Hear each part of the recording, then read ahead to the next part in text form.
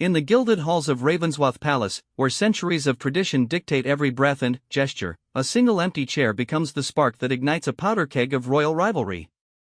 When protocol clashes with personal vendettas, and ancient bloodlines battle modern sensibilities, even the most carefully orchestrated ceremonies can explode into chaos. What happens when a future king's protective instincts override royal etiquette? When a stepmother's ambition meets a daughter-in-law's quiet strength? When whispered palace gossip becomes front-page headlines that threaten to topple a monarchy? Behind the majestic facade of Ravensworth Palace, three women navigate a dangerous game where one wrong move could destroy reputations, relationships, and the very foundation of the crown itself. In a world where every glance is scrutinized and every gesture carries the weight of history, sometimes the smallest acts of defiance create the biggest explosions. This is the story of how a golden throne became a battlefield, and how family loyalty was tested in the most public way possible. The morning sun cast long shadows across the marble floors of Ravensworth Palace as Princess Isabella straightened the papers on her mahogany desk for the third time.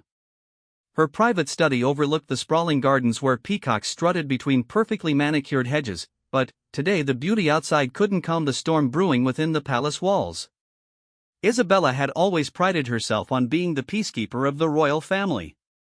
As the wife of Crown Prince Alexander, she understood that her role extended far beyond ceremonial duties and charity galas.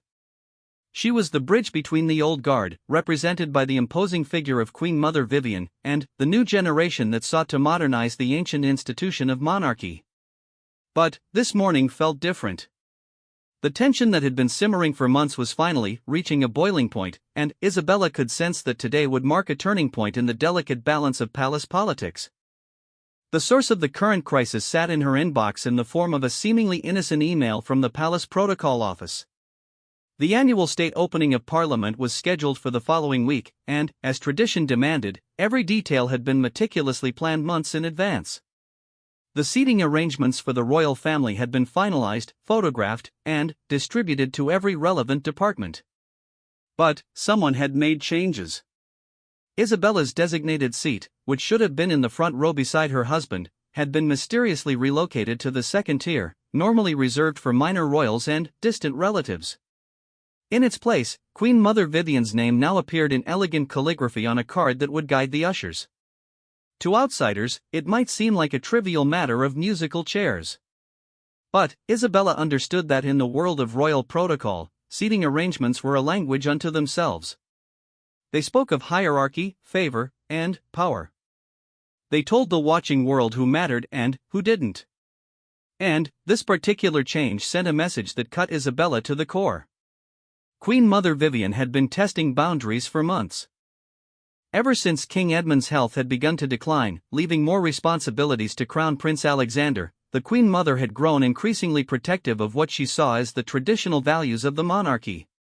She viewed Isabella's modern approach to royal duties with suspicion, particularly her advocacy for social causes that some considered too progressive for the crown. The friction had started small. Comments about Isabella's choice of designer for state events. Suggestions that her public speeches were too political. Subtle undermining of initiatives that Isabella championed. But relocating her seat at such a significant state function was no longer subtle. It was a declaration of war. Isabella picked up her phone and hesitated. Alexander was in meetings all morning, preparing for a trade summit with foreign dignitaries. She didn't want to burden him with palace drama when matters of national importance demanded his attention. But this wasn't just about hurt feelings or wounded pride. This was about respect, about her position as future queen, and about the message it would send to the millions of citizens who would be watching the ceremony. Before she could make the call, a gentle knock interrupted her thoughts. Margaret, her lady-in-waiting and closest confidant, entered with a silver tea service and an expression of barely concealed concern. "Your Highness, I thought you might need some chamomile tea this morning." Margaret had been with the royal household for over 2 decades and had developed an uncanny ability to read the emotional temperature of the palace. "Margaret, please sit down." Isabella gestured to the velvet armchair across from her desk. Their relationship had evolved beyond formal protocol years ago, and Isabella valued Margaret's wisdom and discretion above almost anyone else's. You've heard about the seating arrangements, Isabella said. It wasn't a question. Margaret nodded gravely. Word travels quickly below stairs, Your Highness. The staff are quite upset about it. They see it as disrespectful to you, and, by extension, to His Royal Highness. And, what does the Palace Protocol Office say when questioned about the change? They claim it was an administrative error that they're working to correct. But... Margaret paused, choosing her words carefully. But, the head of protocol, Lord Ashworth, was seen leaving Queen Mother Vivian's private chambers yesterday afternoon looking rather pleased with himself. Isabella set down her teacup with slightly more force than necessary. Lord Ashworth had been loyal to the Queen Mother for 30 years, and his allegiances were well known throughout the palace. If he was involved, then, this was definitely not an administrative error. Your Highness, if I may be so bold, Margaret continued, this feels like more than just a disagreement about seating. There have been whispers that Queen Mother Vivian is concerned about the direction of the monarchy under future leadership. Isabella had suspected as much.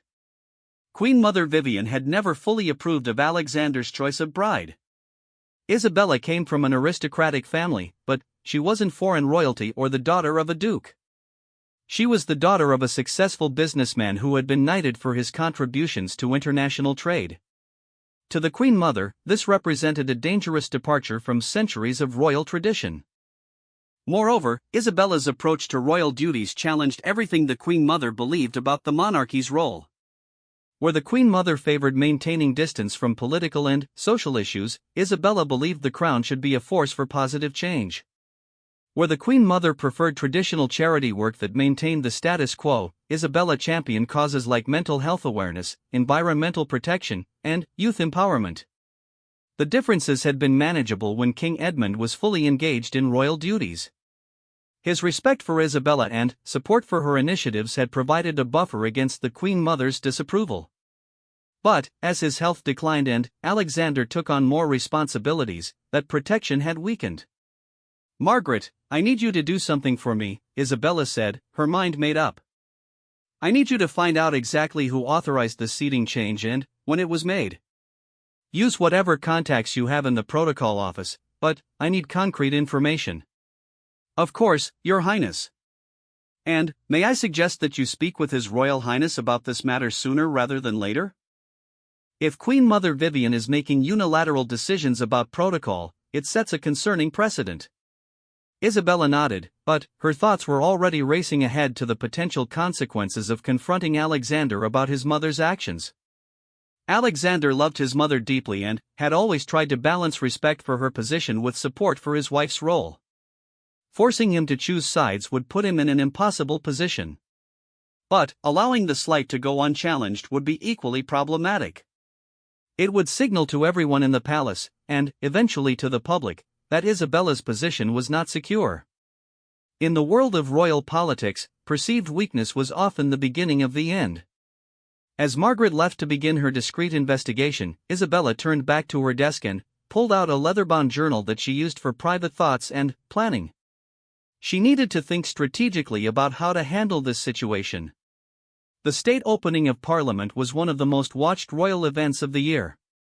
Millions of people would be analyzing every detail, from the Queen Mother's jewelry to the expressions on each royal face. The media would be looking for any sign of discord within the royal family, and they were particularly skilled at turning seating arrangements into front-page headlines about royal rifts. Isabella began making notes about possible approaches. She could accept the demotion gracefully and use her position in the second row to demonstrate dignity under pressure. She could work through diplomatic channels to have the seating restored without public confrontation. Or she could take a stand that would force the issue into the open, potentially creating a public relations crisis but establishing clear boundaries for future interactions. Each option carried significant risks. Royal protocol existed not just for tradition's sake, but because it provided a framework for avoiding exactly these kinds of public disputes. Once royal family conflicts became public knowledge, they took on a life of their own, feeding media speculation and public fascination with palace intrigue. Isabella's phone buzzed with a text message from Alexander. Lunch together? I have a break between meetings at 1 p.m. She stared at the message for a long moment before responding, "Yes, please. We need to talk." The next few hours would determine not just where Isabella would sit at the state opening, but, potentially, the future dynamics of power within the royal family. As she prepared for what might be the most important conversation of her royal career, Isabella couldn't shake the feeling that this was about much more than protocol and seating charts. This was about who would ultimately shape the future of the monarchy, and whether tradition or progress would win the battle for the soul of the crown. The empty chair that had been taken from her represented more than just a place to sit. It represented her voice, her influence, and her right to stand as an equal partner in the institution she had devoted her life to serving. As the morning sun climbed higher over Ravensworth Palace, Isabella steeled herself for the confrontation that was coming. She had always been a peacekeeper, but sometimes keeping peace required fighting for it first. Today, she would discover just how far she was willing to go to defend her position as the future queen, and how much support she truly had from the man who would one day be king. Crown Prince Alexander pushed his half-eaten salmon around his plate, his mind clearly elsewhere as Isabella carefully broached the subject of the seating arrangements. The private dining room in their wing of the palace had always been their sanctuary, a place where they could speak freely without the constant awareness of listening ears and watching eyes. "Are you absolutely certain it wasn't just an administrative error?" Alexander asked, though his tone suggested he already knew the answer. His dark eyes, so like his mother's, showed a weariness that had become more pronounced in recent months as royal responsibilities increasingly fell on his shoulders. Isabella set down her fork and reached across the table to touch his hand. "Alexander, Lord Ashworth was seen leaving your mother's chambers yesterday afternoon." Margaret confirmed that the change was made at the specific request of the Queen Mother's office. This wasn't a mistake. The silence that followed felt heavy with implications. Alexander withdrew his hand and leaned back in his chair, running his fingers through his hair in a gesture Isabella recognized as his way of buying time to think. She had learned to read these subtle signs during their 8 years of marriage, understanding that his public composure often masked intense private deliberation. "Isabella, you know how much respect I have for your position and your contributions to this family." Alexander's voice was measured, diplomatic even in their private conversation. "But you also know how delicate things are right now with my father's health declining. Mother is feeling displaced, perhaps even threatened by all the changes happening around her." "Threatened?" Isabella couldn't keep the sharp edge from her voice. "Alexander, I have spent 8 years bending over backward to show respect for your mother's position and experience. I have deferred to her judgment on matters of protocol, I have supported her charitable initiatives even when they conflicted with my own priorities, and I have never once publicly disagreed with her decisions. How exactly have I threatened her?" Alexander stood and walked to the window that overlooked the palace courtyard, where tourists gathered daily to catch glimpses of royal life through the iron gates. "It's not about what you've done, Isabella. It's about what you represent. Mother sees the changes you champion as challenges to everything she believes the monarchy should be. Your work with mental health advocacy, your speeches about social justice, your meetings with politicians about climate policy, these things make her uncomfortable. Because God forbid the monarchy should actually try to make a positive difference in people's lives," Isabella replied, unable to completely hide her frustration. This was an argument they had had before, though never quite so directly. Alexander turned from the window, his expression pained. "That's not fair, and you know it. Mother has devoted her entire adult life to serving this country and this institution. She sees herself as protecting something precious from being politicized or cheapened. And I see myself as ensuring that something precious remains relevant and meaningful to the people we serve." Isabella stood as well, moving closer to her husband. "Alexander, I'm not trying to destroy tradition. I'm trying to build on it. I'm trying to show that the monarchy can honor its history while also addressing the challenges of today. I understand that, and I support it. You know I do." Alexander's voice softened as he reached for her hands.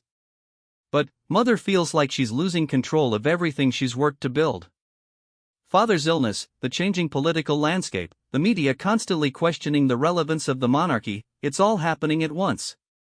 And then, you come along with your modern ideas and your direct approach to social issues, and she sees it as the final nail in the coffin of everything she values. Isabella felt a surge of anger that surprised her with its intensity. So your solution is to let her demote me at the most public ceremony of the year? To send a message to the entire country that I don't have your support or respect? That's not what this is about, Alexander protested, but his tone lacked conviction. Then, what is it about? Isabella pulled her hands free and stepped back. Because from where I'm standing, it looks like your mother tested your loyalty, and you failed the test. It looks like when push came to shove, you chose to protect her feelings over defending your wife's position. The accusation hung between them like a blade. Alexander's face flushed, and Isabella could see the moment when his diplomatic training warred with his personal emotions. When he spoke again, his voice was strained with effort to remain calm. Isabella, you're being unfair. I haven't chosen anyone over anyone. I'm trying to find a solution that preserves family harmony while also respecting your position. The last thing any of us need right now is a public family feud that gives the media ammunition to attack the monarchy. And what message does it send if I quietly accept being moved to the second row?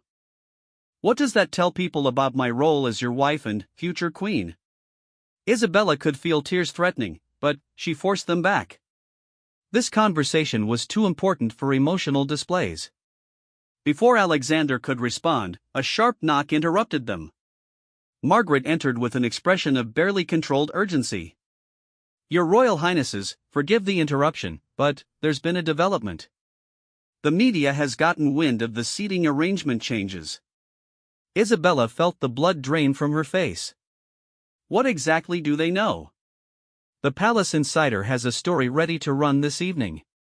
They're calling it Royal Snub, Queen Mother moves future queen to back row. They have photographs of both seating charts and sources confirming that the change was made at Queen Mother Vivian's specific request.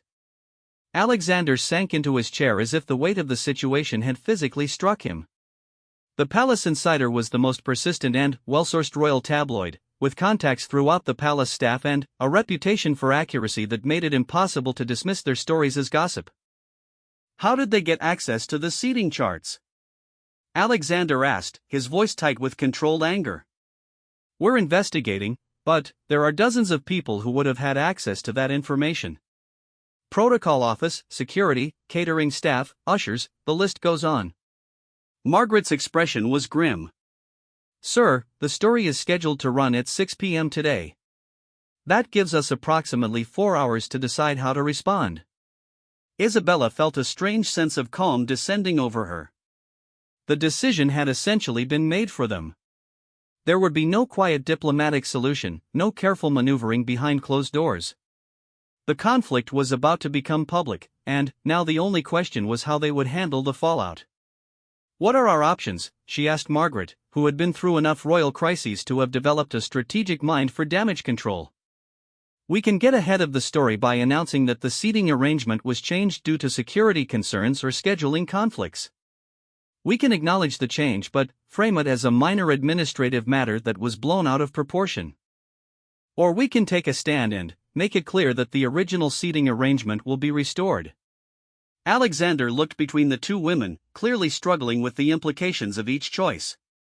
If we restore the original seating, Mother will see it as a complete rejection of her authority and judgment. The family dynamic will be poisoned for years. And if we don't restore it, I look weak and marginalized, and every decision I make going forward will be seen as subject to your mother's approval. Isabella's voice was steady now, her mind working through the political calculations.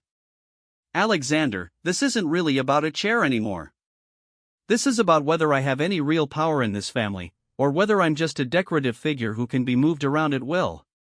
Margaret cleared her throat delicately.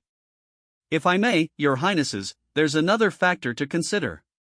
The palace staff are watching this situation very carefully. Many of them see Princess Isabella as representing the future of the monarchy, and they're deeply upset by what they perceive as disrespectful treatment. If this situation isn't resolved in a way that affirms Her Highness's position, it could affect morale and loyalty throughout the household. Isabella absorbed this information with a growing sense of determination. She had always understood that royal leadership wasn't just about public appearances and ceremonial duties. It was about inspiring loyalty and confidence among the hundreds of people who made royal life possible. If she lost their respect by appearing weak, it would undermine her effectiveness for years to come. "Alexander, I need to know where you stand," she said quietly. "Not as a diplomat trying to manage competing interests, but as my husband and my partner in this life we've chosen together. Do you support my position as your equal in this family, or don't you?" The question forced Alexander to confront the reality he had been trying to avoid.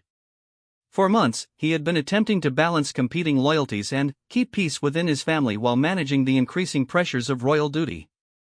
But Isabella's direct challenge made it clear that neutrality was no longer an option. Alexander looked at his wife, seeing not just the woman he loved but the future queen who would stand beside him through whatever challenges lay ahead. He thought about the work she had done, the respect she had earned from the public, and the grace with which she had handled every previous slight or challenge to her position.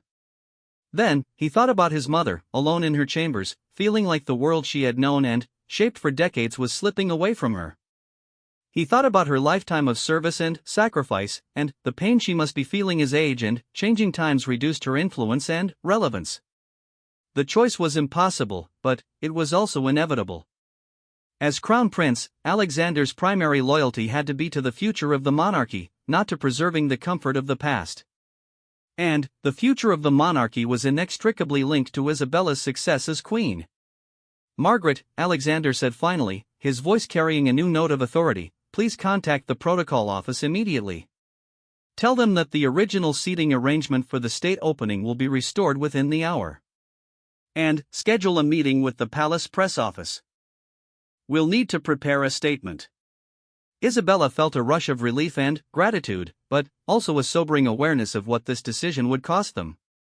Alexander had chosen to support her, but, in doing so, he had declared war on his own mother. The consequences of that choice would ripple through the royal family for years to come. As Margaret left to carry out Alexander's instructions, Isabella reached for her husband's hand again. This time, he didn't pull away. "Thank you," she said simply. Alexander squeezed her hand, but his expression remained troubled. "Isabella, you need to understand what this means. Mother won't forgive this easily. She'll see it as a betrayal, and she has her own sources of influence and support within the palace. This conflict isn't over, it's just beginning." Isabella nodded, understanding the weight of what lay ahead. But she also felt a strength she hadn't experienced in months. For the first time since the subtle undermining began, she knew exactly where she stood and who stood with her. The battle for the future of the royal family had officially begun, and the first shot had been fired over something as seemingly simple as a chair. But both Alexander and Isabella understood that this was about much more than seating arrangements. This was about power, respect, and the fundamental question of who would shape the monarchy for the next generation. As they prepared for the storm that was about to break over Ravensworth Palace, neither of them could have imagined just how explosive the confrontation would become, or how far Queen Mother Vivian would go to defend what she saw as her rightful authority over royal protocol and family hierarchy. Queen Mother Vivian received the news of the restored seating arrangement while taking afternoon tea in her private solar, a room that had remained unchanged since her own coronation 40 years earlier. The gilded mirrors and ancestral portraits seemed to reflect her shock and growing fury as Lord Ashworth delivered the message with obvious discomfort. "They're calling it an administrative correction," Lord Ashworth explained, his voice carefully neutral.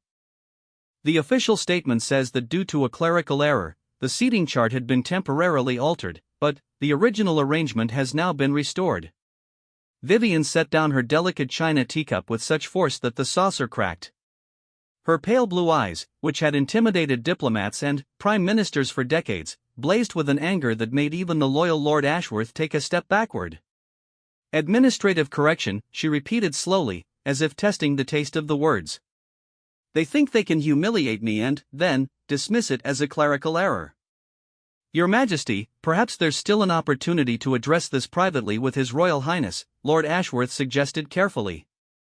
"The state opening is still 5 days away. There may be room for further adjustment." Vivian rose from her chair with the regal bearing that had never deserted her, even in her 70s. She moved to the window that faced the main courtyard, where she could see the increased activity that always preceded major state events. Staff members hurried between buildings, security personnel conducted their endless inspections, and protocol officers double-checked every detail that would be scrutinized by millions of viewers. No, Ashworth. This was never about seating arrangements, and we both know it. This was about establishing boundaries and maintaining standards. And my son has chosen to side with a woman who fundamentally misunderstands what this institution represents. The Queen Mother's voice carried the weight of absolute conviction. In her mind, she wasn't fighting for personal power or recognition. She was defending the very soul of the monarchy against forces that would diminish its dignity and compromise its effectiveness. Isabella has been pushing boundaries since the day she arrived, Vivian continued, her voice growing stronger with each word. Her speeches about social justice, her meetings with political activists, her willingness to take public positions on controversial issues. She's turning the crown into a political platform, and Alexander is too infatuated to see the damage she's causing. Lord Ashworth had served the royal family long enough to understand that Queen Mother Vivian's concerns weren't entirely unfounded. The monarchy's strength had always come from its ability to remain above political divisions, serving as a unifying symbol for the entire nation. Isabella's more activist approach, while popular with younger citizens, did risk politicizing the crown in ways that could ultimately weaken its effectiveness. "What would you like me to do, Your Majesty?" he asked. Vivian turned from the window, her expression hardening into something that reminded Lord Ashworth of the formidable young queen who had once stared down hostile foreign leaders and domestic political crises with equal aplomb. "I want you to arrange a meeting with the heads of all the major departments. Protocol, security, household management, private secretaries, everyone who keeps this palace functioning. It's time they understood the situation clearly." "Your Majesty, are you certain that's wise?" "His Royal Highness has made his position clear, and going around him could create serious complications." Vivian's laugh was sharp and humorless. "Alexander may be crown prince, but I am still Queen Mother, and I still have significant influence in how this household operates. These people have served the crown faithfully for decades, and they deserve to understand the choices being made on their behalf." As Lord Ashworth left to make the necessary arrangements, Vivian returned to her desk and opened the leather portfolio where she kept her most private correspondence. The palace operated on multiple levels of communication, from official memoranda to handwritten notes to conversations that happened in corridors and gardens where no record was ever kept. She began composing a carefully worded letter to her personal secretary, outlining her concerns about recent developments and requesting a comprehensive review of protocol decisions that had been made without proper consultation. It was a document that would find its way to key figures throughout the royal establishment, people who shared her traditionalist views and who wielded their own forms of influence. The Queen Mother understood power in ways that Isabella was only beginning to grasp. Official titles and seating charts were just the visible manifestation of deeper currents that ran through every royal institution. Real power lay in relationships built over decades, in shared values and mutual obligations, in the complex web of loyalty and dependence that kept the monarchy functioning. Meanwhile, in another wing of the palace, Alexander was discovering just how quickly news traveled through the royal household. His private secretary, James Morrison, appeared in his office with a stack of messages from various officials, all requesting clarification about recent protocol changes. "Sir, we have inquiries from the Archbishop's office about ceremonial procedures, questions from the diplomatic corps about precedence orders, and several calls from media outlets seeking comment on rumors about family disagreements," James reported with diplomatic understatement. Alexander rubbed his temples, feeling the beginning of a headache that he suspected would only get worse as the day progressed. "What's the tone of these inquiries?" "Cautious but concerned, sir.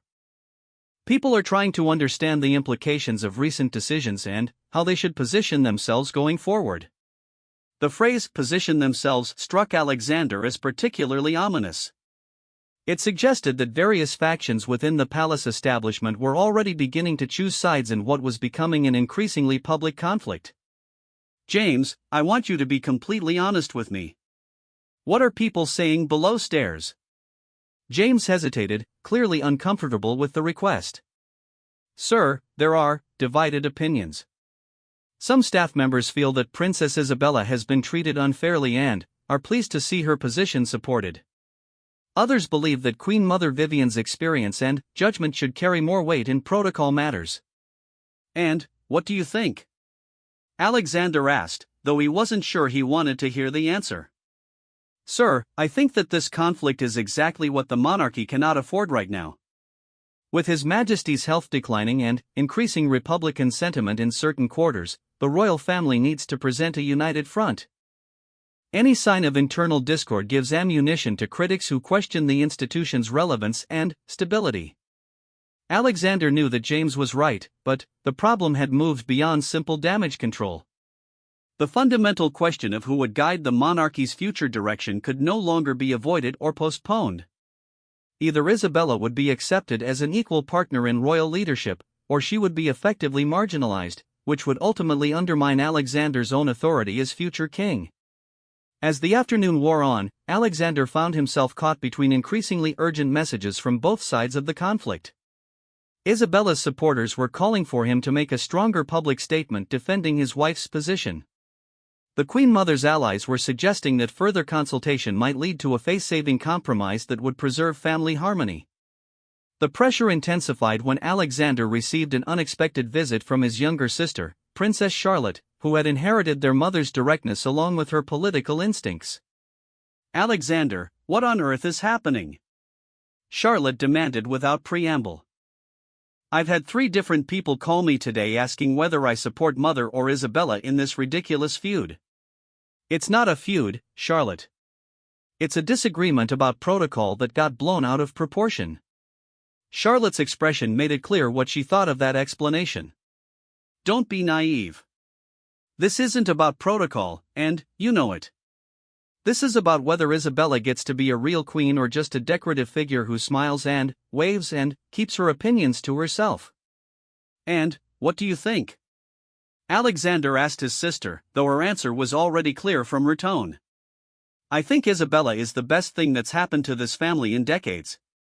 She actually cares about making a difference, she connects with people in ways the rest of us never learned how to do, and she's shown nothing but respect for family traditions even when those traditions make her job harder.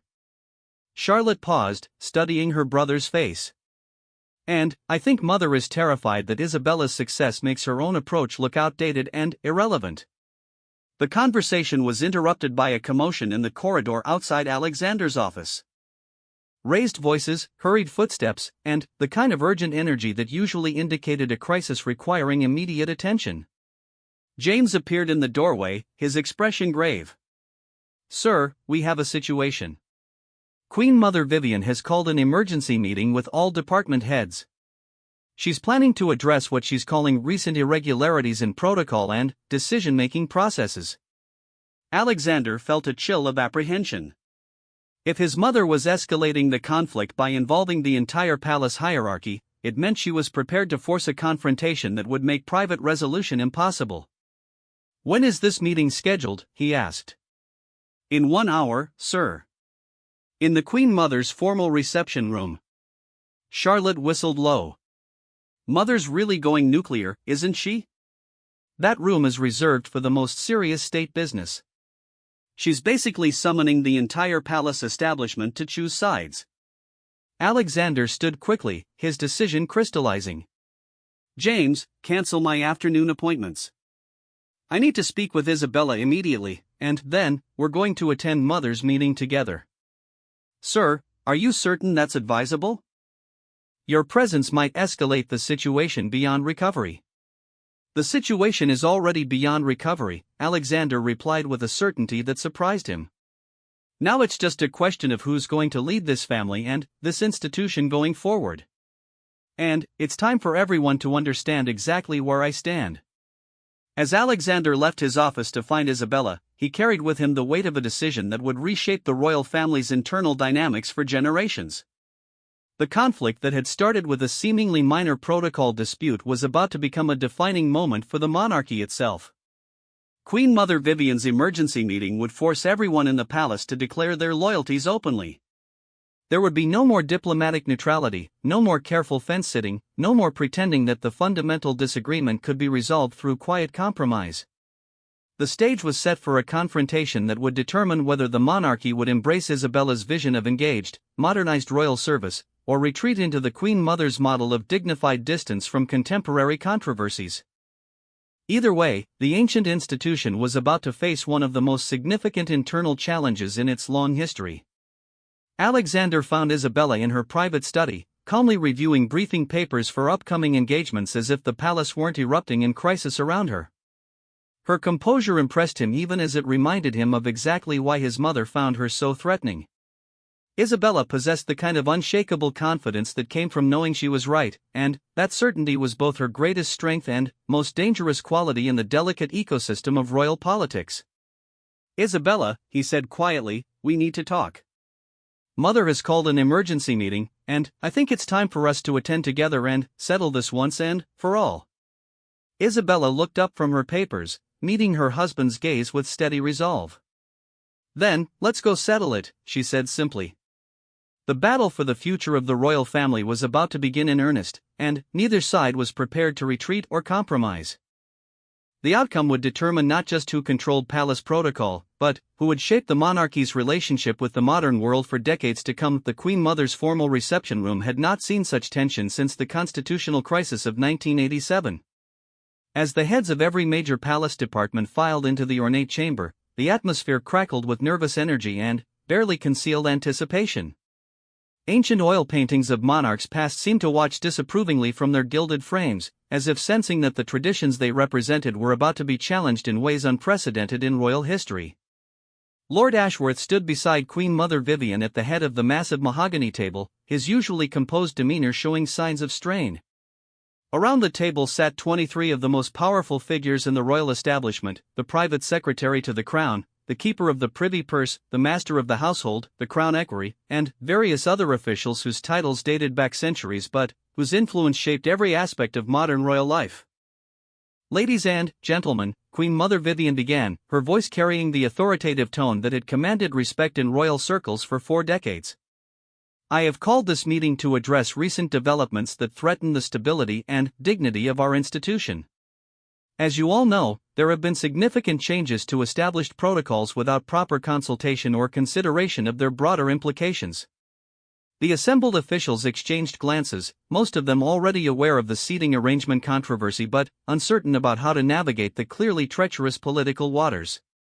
Several had received discreet inquiries from both sides of the conflict, seeking to understand their positions and loyalties. "The state opening of Parliament," the Queen Mother continued, "is not simply a ceremonial event.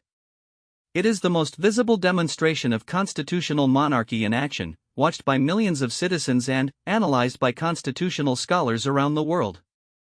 Every detail of that ceremony sends a message about our values, our hierarchy, and our commitment to the principles that have sustained this institution through centuries of change." Margaret Fleming, the private secretary to the crown and one of the most respected figures in royal service, cleared her throat delicately. "Your Majesty, if I may ask for clarification, are you referring specifically to the recent adjustments to the seating arrangements?" "I am referring to a pattern of decisions that prioritize personal preferences over institutional wisdom," Vivian replied with steel in her voice. "Decisions that are made without consulting those of us who have decades of experience in protecting the dignity and effectiveness of royal protocol." Before anyone could respond, the chamber doors opened unexpectedly. Crown Prince Alexander entered with Princess Isabella at his side, their united presence sending a shock wave through the assembled officials. Several people half rose from their seats in automatic deference before settling back uncertainly, unsure of the protocol for such an unusual situation. "Mother," Alexander said quietly, "I understand you're holding a meeting about recent protocol decisions. Since those decisions were made with my full knowledge and approval, I thought it appropriate to be present for this discussion." Queen Mother Vivian's face flushed slightly, but her composure remained intact. "Alexander, this is a routine administrative meeting. There's no need for you to concern yourself with these details. With respect, Mother, when protocol decisions affecting the future Queen become the subject of emergency meetings with senior staff, they cease to be routine administrative matters. Alexander moved to stand at the opposite end of the table from his mother, with Isabella beside him. The physical positioning created an unmistakable visual representation of the conflict that had been simmering beneath the surface. Isabella had remained silent since entering the room, but her presence spoke volumes. She was dressed in a navy suit that conveyed both authority and respect for tradition, her bearing calm but alert. Several of the younger staff members looked at her with barely concealed admiration, while older officials maintained carefully neutral expressions.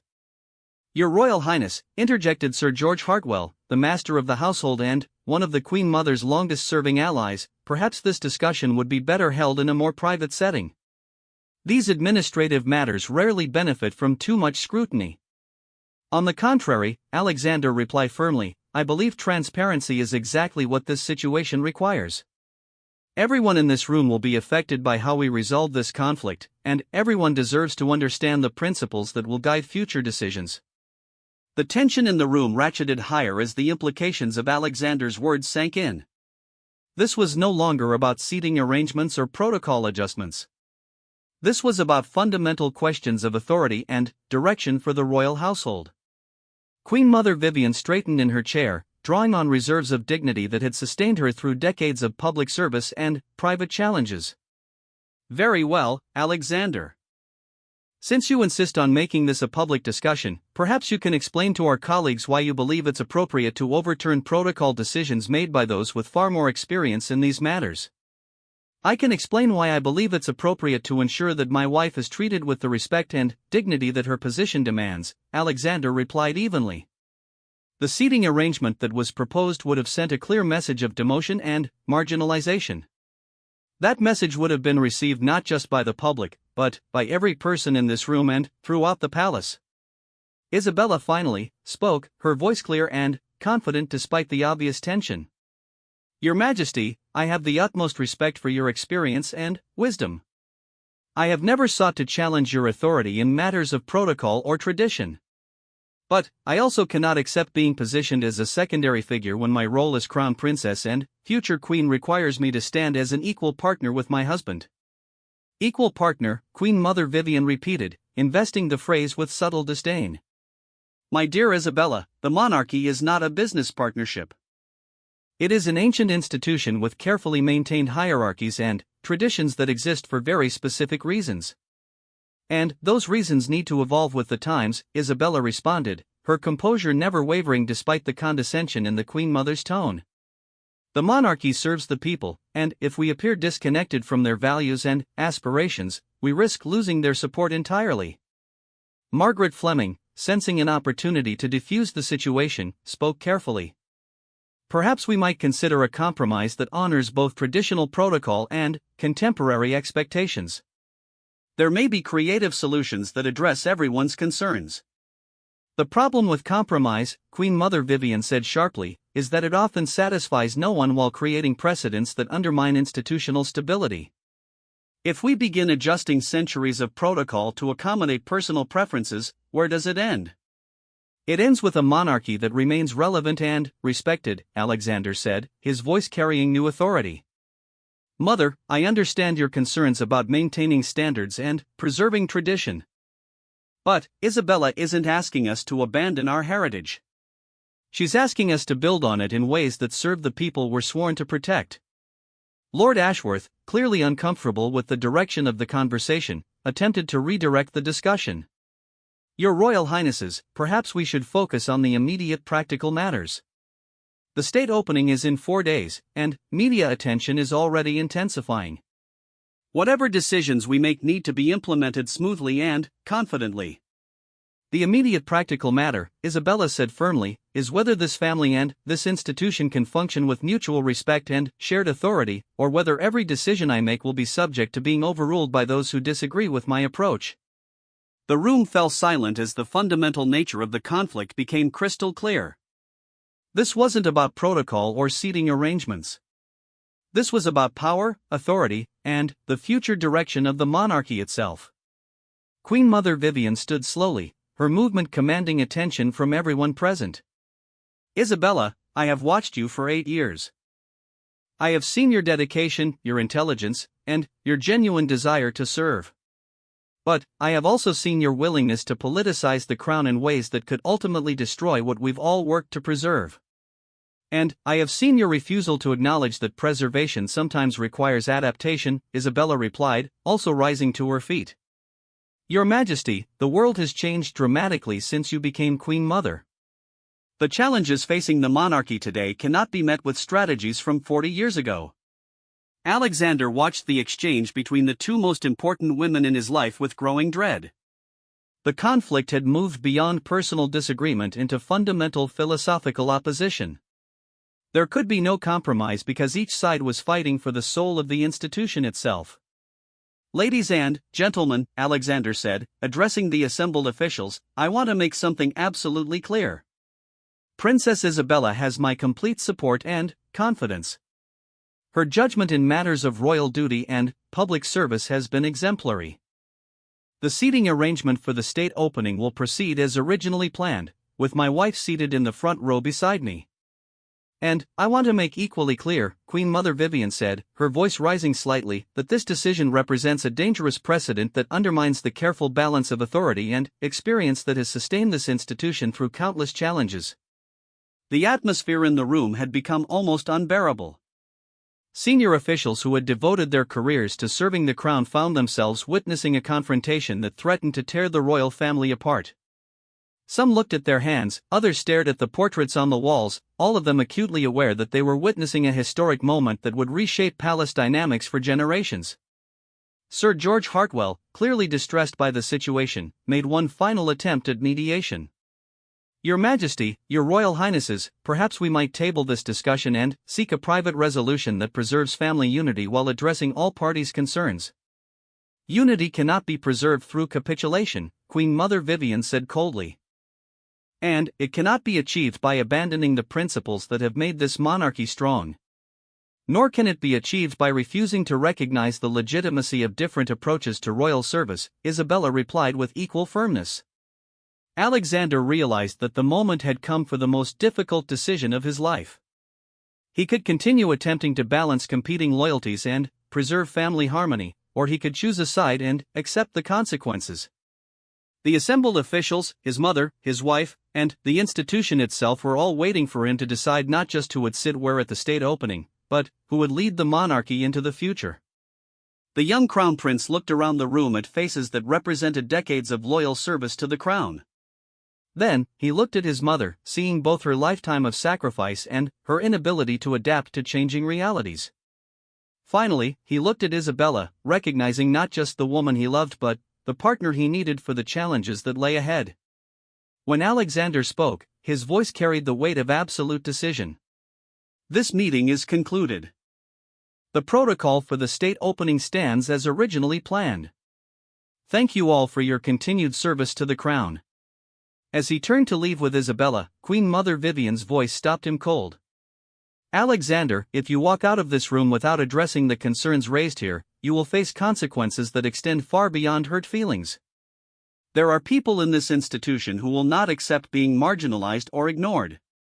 The threat hung in the air like a sword, and everyone present understood that the conflict had just escalated to a point from which there might be no return.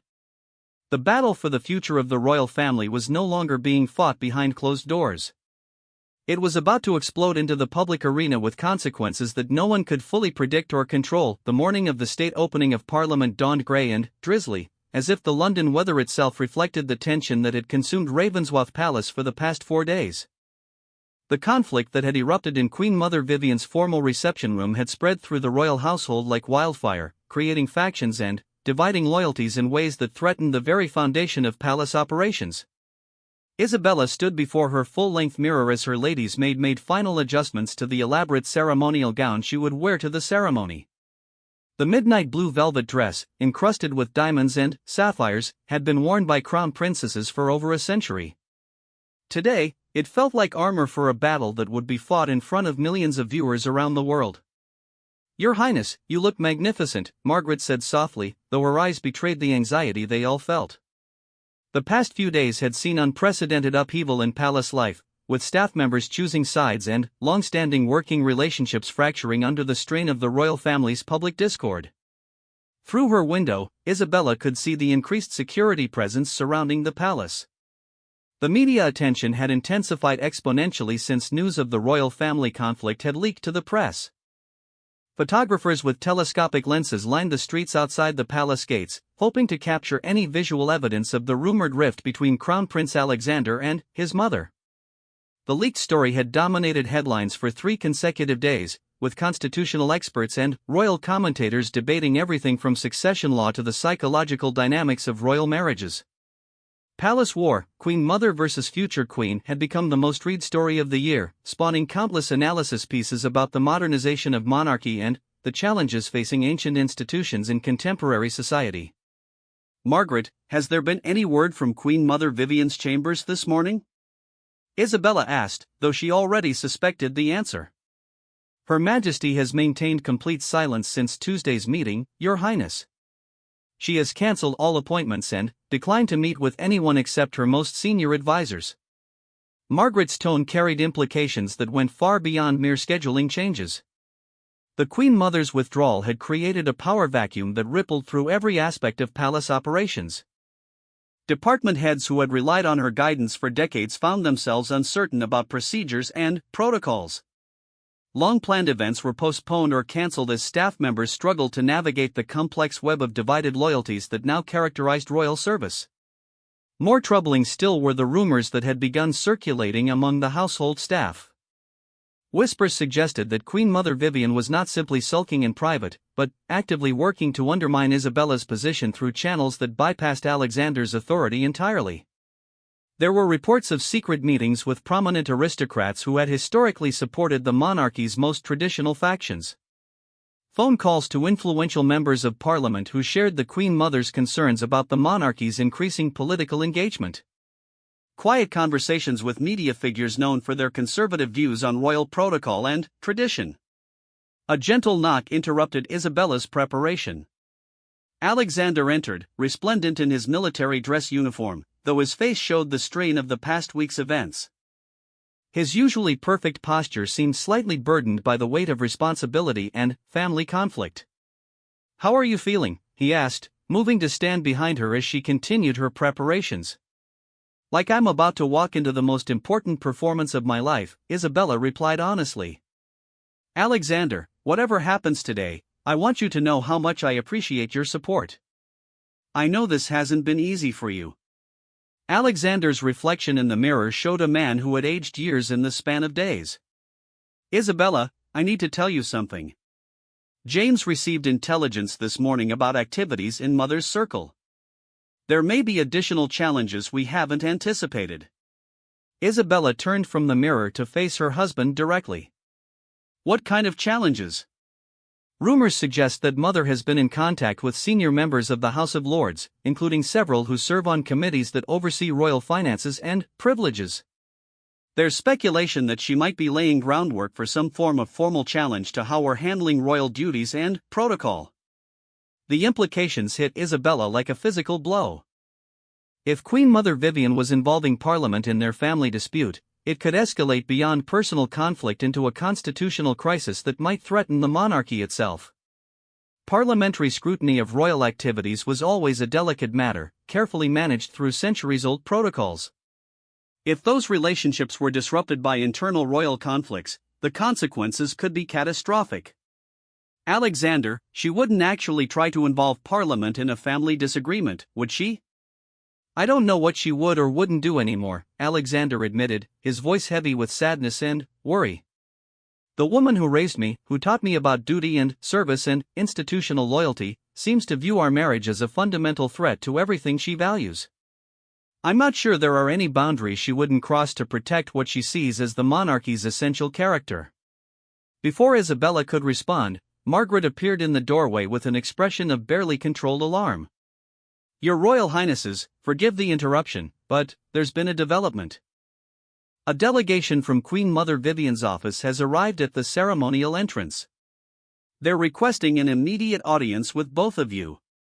Alexander and Isabella exchanged glances filled with dread and determination. The timing was impossible to ignore. Less than 2 hours before the most important state ceremony of the year, Queen Mother Vivian was making one final play in their ongoing conflict. "Tell them we'll be down in 5 minutes," Alexander said grimly.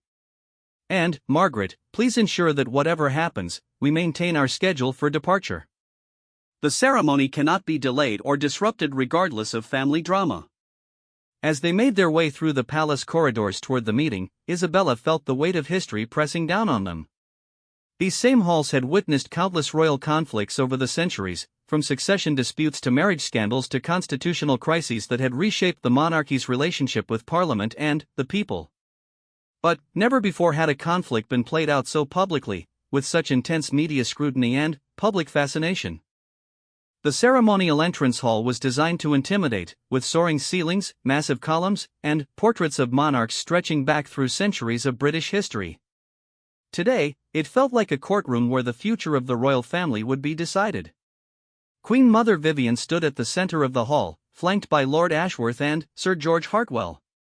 Her ceremonial dress was even more elaborate than Isabella's, covered in diamonds and featuring the largest sapphire tiara in the royal collection. She looked every inch the formidable Queen Mother who had shaped royal policy for 4 decades. "Alexander, Isabella," she said formally, her voice echoing in the vast space. "I have come to make one final appeal for reason before we subject this family and this institution to unnecessary public humiliation." "Mother, we've already resolved this matter," Alexander replied firmly. "The protocol stands as originally planned." "Have you considered the broader implications of your decision?" Queen Mother Vivian asked, her tone carrying undertones of threat. "Have you thought about how your actions today will be interpreted by those who have the power to support or challenge royal prerogatives?" Isabella felt a chill of understanding. The Queen Mother wasn't just threatening family consequences. She was threatening political consequences that could affect the monarchy's relationship with Parliament, the government, and, ultimately, the people. "Your Majesty," Isabella said carefully, "are you suggesting that our family disagreements should influence state policy or parliamentary relationships?" "I am suggesting that actions have consequences, my dear. And that sometimes those consequences extend far beyond personal relationships." Queen Mother Vivian's smile was cold and calculating. "There are people in positions of significant influence who share my concerns about recent trends in royal behavior. People who have the ability to make life very difficult for monarchs who forget their constitutional limitations." The threat was now explicit. Queen Mother Vivian was prepared to use her political connections to create problems for Alexander and Isabella that could affect their ability to function as effective royals. She was weaponizing her relationships with conservative parliamentarians who might be sympathetic to arguments that the monarchy was becoming too political or straying too far from traditional values. Alexander stepped protectively closer to Isabella, his military bearing becoming more pronounced as he faced his mother's ultimatum.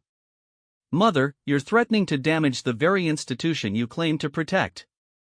Using parliamentary allies to fight personal battles would create exactly the kind of constitutional crisis that could give Republican movements the ammunition they need to challenge the monarchy's existence. And allowing the monarchy to be politicized by progressive activism could have the same result," Queen Mother Vivian replied sharply. "At least my approach preserves the dignity and neutrality that have sustained this institution through centuries of change." Isabella realized that this moment would define not just her relationship with Queen Mother Vivian, but the fundamental direction of the monarchy for decades to come. Every person in the vast hall, every staff member throughout the palace, every citizen watching the ceremony later that morning would understand that the outcome of this confrontation would determine whether the royal family could function as a united institution or would be paralyzed by internal conflict. "Your Majesty," Isabella said, drawing on reserves of strength she hadn't known she possessed, "I have spent 8 years trying to honor both tradition and progress. I have shown respect for your wisdom and experience while also trying to ensure that the monarchy remains relevant to the people we serve. If that balance is unacceptable to you, then perhaps the problem isn't with my approach, but with expectations that the monarchy should never evolve or adapt." The words hung in the air like a gauntlet thrown down in challenge. Queen Mother Vivian's eyes flashed with something between respect and fury as she realized that Isabella was not going to be intimidated or back down. "Very well," the Queen Mother said finally. You have made your choice, and I have made mine. But, remember this conversation when you discover the true cost of prioritizing personal ambition over institutional wisdom. As she turned to leave, flanked by her loyal supporters, Alexander called after her. Mother, it doesn't have to be this way. We can still find a path forward that honors both tradition and progress. Queen Mother Vivian paused at the entrance, her back still turned to them. Alexander, you are my son, and I love you. But, you have chosen a path that I cannot follow. The monarchy will survive this conflict, as it has survived many others. But, it will be forever changed by the choices you have made today. With that, she swept from the hall, leaving Alexander and Isabella alone with the weight of their decision and the approaching ceremony that would announce their conflict to the world. As they prepared to depart for Parliament, both understood that they had crossed a point of no return. The seating arrangement that had sparked this confrontation was now irrelevant compared to the fundamental questions that had been raised about power, tradition, and the future of the monarchy itself. The state opening of Parliament would proceed as planned, with Isabella seated in the front row beside her husband. But, the ceremony would also mark the beginning of a new era in royal history, one defined by open conflict between different visions of what the monarchy could and should become. As their carriage rolled through the streets of London toward Parliament, cheered by crowds who remained largely unaware of the drama that had unfolded behind palace walls, Alexander and Isabella held hands and prepared to face whatever consequences awaited them. They had fought for respect, dignity, and the right to shape their own roles in the ancient institution they served. Whether they had won or lost that fight would be determined not by the events of a single day, but by how effectively they could lead the monarchy through the challenges and changes that lay ahead. The empty chair that had started their conflict was now occupied, but the larger questions about tradition versus progress, unity versus modernization, and the price of standing on principle would continue to shape royal life for generations to come. The battle for the future of the British monarchy had been fought and decided, but the war for its soul was just beginning.